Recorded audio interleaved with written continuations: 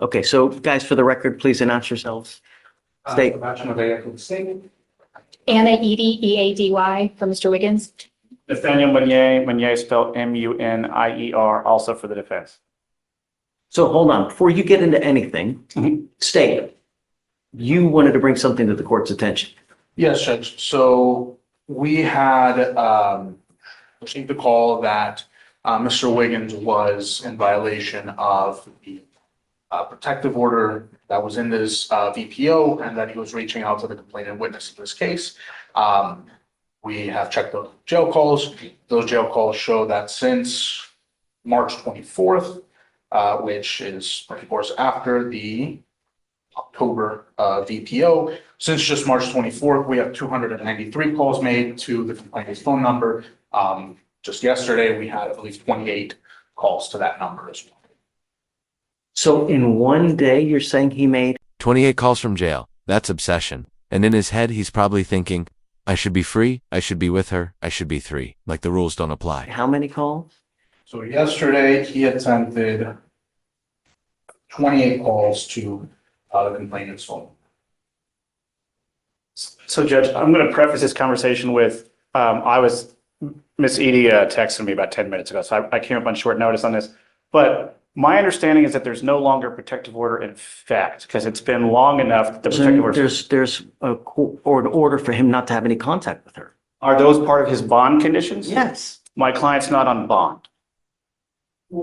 He is not supposed to have any contact with her whatsoever. I understand, Judge, but the way that this court and other courts in the county have structured those conditions have been bond conditions, which my client is not on a bond.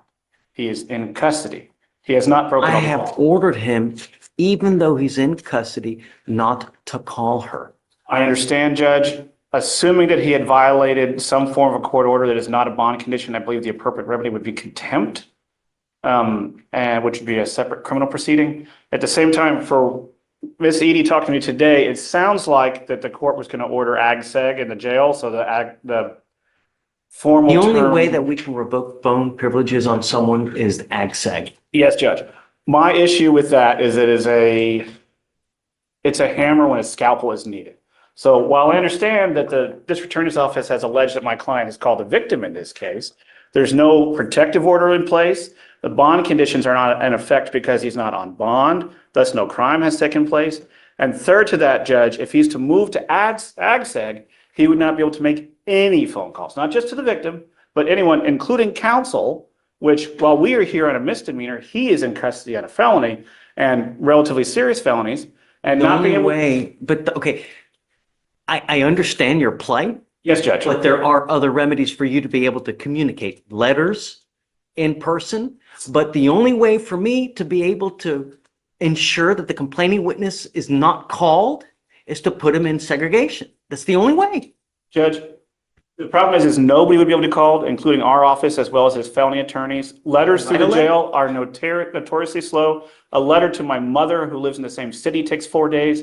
Add in the jail, you're taking over And a I'm week. willing to put him on the docket one time a week so you guys can have contact. Which the But- problem is, Judge, we would no longer be able to have any form of private contact, and that would only take care of the misdemeanor and not the felony. And not to be impolite, Judge, him having conversations with us are saying, hey, what's going on with the felony? And any jail visits that take place in ag-seg are actually recorded. They're notified by counsel going through the door that those calls are being recorded. He's throwing every amendment he can, like I should be 3. Using the Constitution as a shield for chaos? I don't have any other option to not Well, prevent Judge, phone calls. this would violate my client's 5th, 6th, 8th, and 14th off the top of my head constitutional rights. Right, self-incrimination because every conversation is going to be monitored going in and out of the jail because they're going to be recorded via jail visits. He will no longer be able to have private visitation inside the courthouse. You can pull him out. You can have private visitation in the rooms It's there. not about me, Judge. It's about felony court. It's a serious issue, but that's the. Why are fifth you thing. worried about felony court? Because that's why he's in, Judge. Then Well, that's it's also in because of ours. Our bonds are at $60,000. I understand, Judge, but the reason that this is taking as long as it is, and it's been taken as serious as it is because he's in custody on a felony. And this court making him to where he cannot participate fully with counsel is. There are other means for you guys to participate. But I've ordered you not to have contact with her. You've called her now over 300 times. I don't understand why you guys aren't filing additional charges anyways.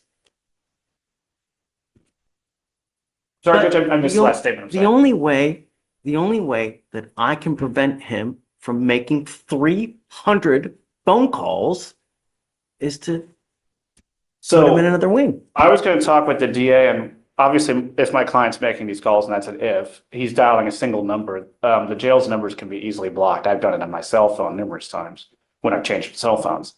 Over the weekend, last weekend, I had 15 jail calls from one client. And as annoying as that is, it's very easy to block it on your cell phone. And I assume the victim could do the same. I have not heard anything from the state. Tell the victim what to do, Nathan. I'm not gonna say, can you please block your number so we can't call you? The least restrictive means, Judge, strict scrutiny dealing with I have constitutional rights. no other way to prevent him from making phone calls. I have acquiesced 300 calls later and he's still acting like I should be 3. That mindset, it's what turns a bond into a prison sentence. to you guys before, and I had admonished him before, please don't. We put you in seg last time. You were there a month. You came here begging and pleading, I'm not gonna do it, I'm not gonna do it. And now we have 300 phone calls. So I don't know what else to do, but now back in ag seg. I'm going to sprinkle the word allegedly to the phone calls because it's the kind of thing where records would exist that have not been provided to the defense by the state. Do you have the records? Well, I mean, I have them, I just have to get I have to do the form, so I get them up with the form, so yeah. Okay, so let's set up a formal hearing because I don't want, you're right. I don't want to give you state the benefit of the doubt without him actually or Anna actually seeing it and seeing that the phone calls were actually made. So let's set up for a formal hearing. How soon can you get him the evidence? Trying to think of the last time that I got killed. I mean, it could be tomorrow, it'll be a few days, so, you know, I don't know if we want to set it off for next Monday or something like that. I think I should have it by then, this is just the point that I actually connect with spend, so it's quick. And if we could keep him in normal population so that we could visit him, as does his felony counsel, and they Mr. can Wiggins, I'm in our going to have motion. you sign an affidavit from today promising me you're not going to reach out to the complaining witness in this case by any means. If you do, I can have a contempt hearing, and every single time it's punishable by up to 6 months in jail and a $500 fine per the advice of your lawyer. Because he thinks this is the correct avenue instead of ag seg. Do you understand? No. Don't contact the complaining witness. Don't use anyone else to contact the complaining witness. Don't use anyone else's number to contact the complaining witness. I'm going to rephrase what he just said. That means calls going through third parties. So if you call mom and have mom call her, that's against the rules. If you call mom and have mom forward the call, that's against the rules. I said real. Yeah. Okay. This is the affidavit that you're going to sign promising me you're not going to contact her or the complaining witness in any of my misdemeanor cases. Do you understand? Okay, so you want to set it for Monday? Sure. Okay, I mean, so just get it as soon as you can, get it to them.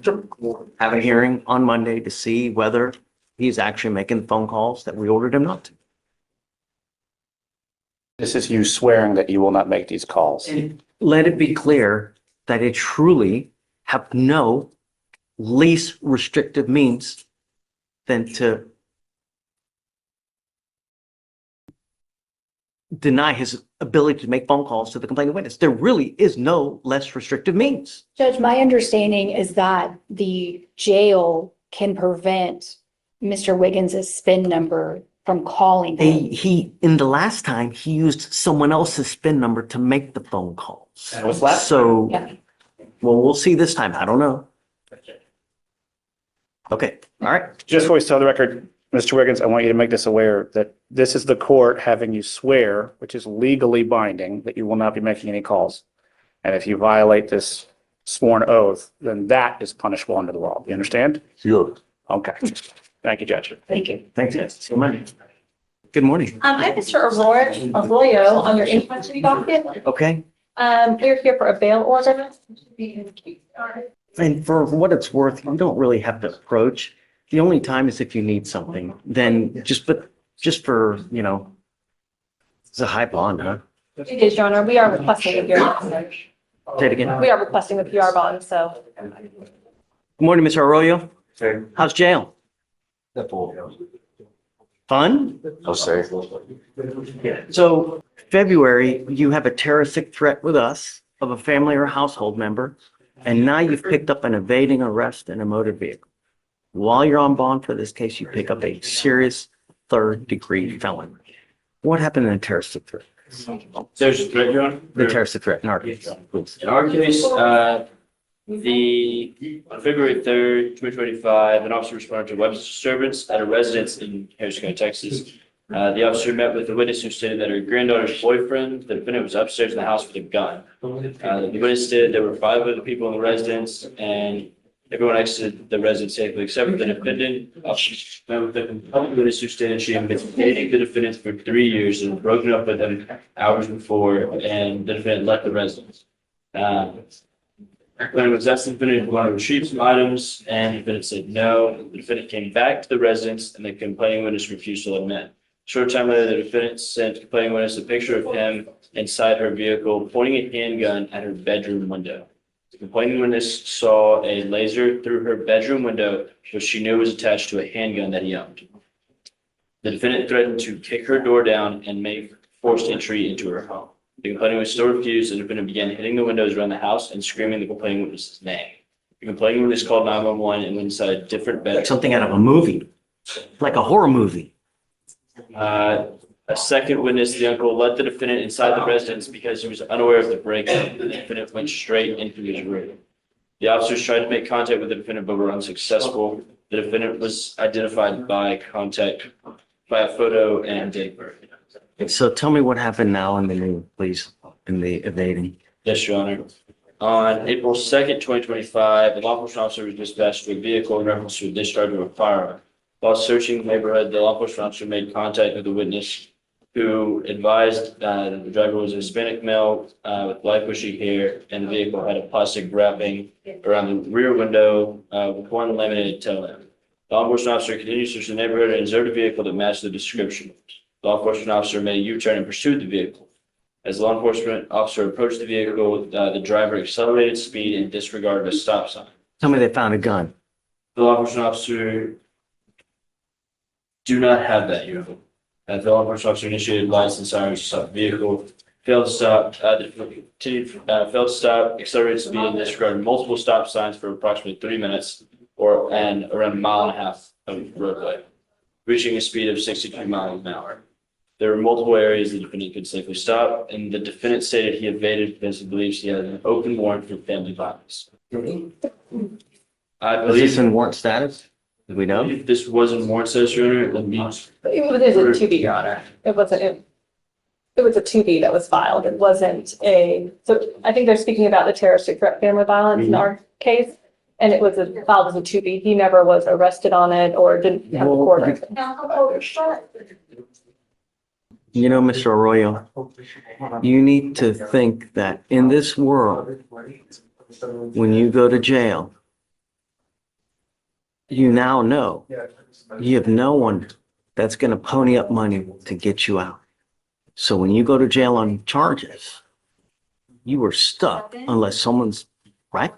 Since January, you've had an unlawful restraint, an assault of a family member. Now you have these 2 open cases. Why would we continue to give PR bonds? If I may, Your Honor, the 2 previous cases, the unlawful restraint and the assault family member, the file date was back in 2023. He had it set for a jury trial and it was dismissed. He never bond forfeited. You represent him on this case? I did not. I was just appointed today to him. But I'm just looking at the procedural posture of the case. He does not appear to be a flight risk of any kind. He took those cases and. Well, I mean, he's evading capture now with the police, you know?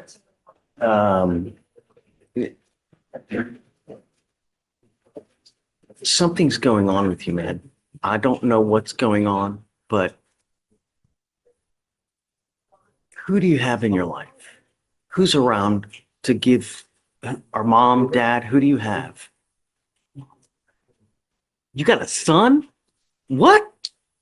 You're a baby yourself. How the hell? I mean, do you live with mom?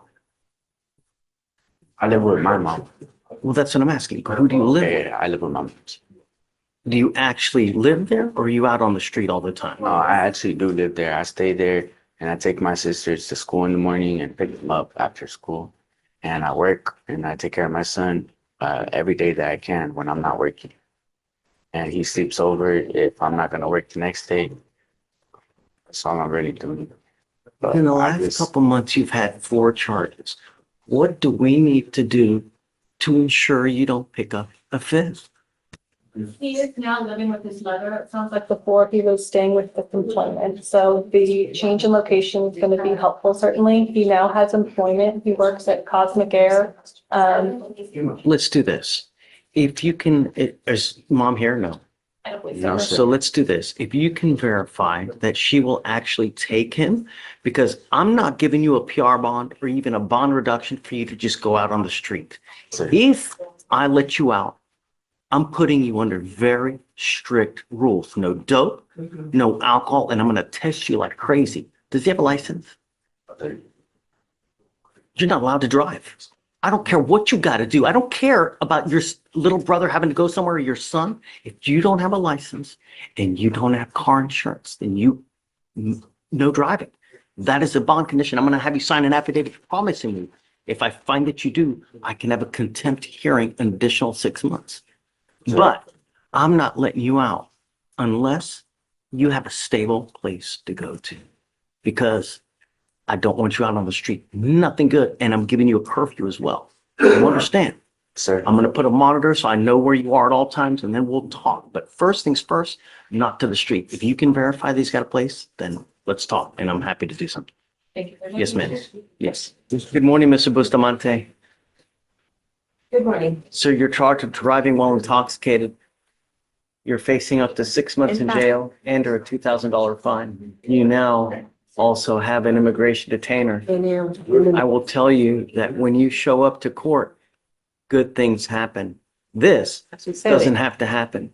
But when you continue to miss court, this is what happens. You ever pick up another charge, come to court. Venga a la corte.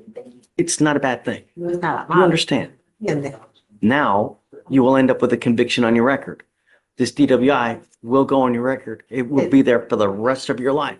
If you ever get into a car and drive and you have the smell of anything funky, Pero it's no, probably not going to go well for you.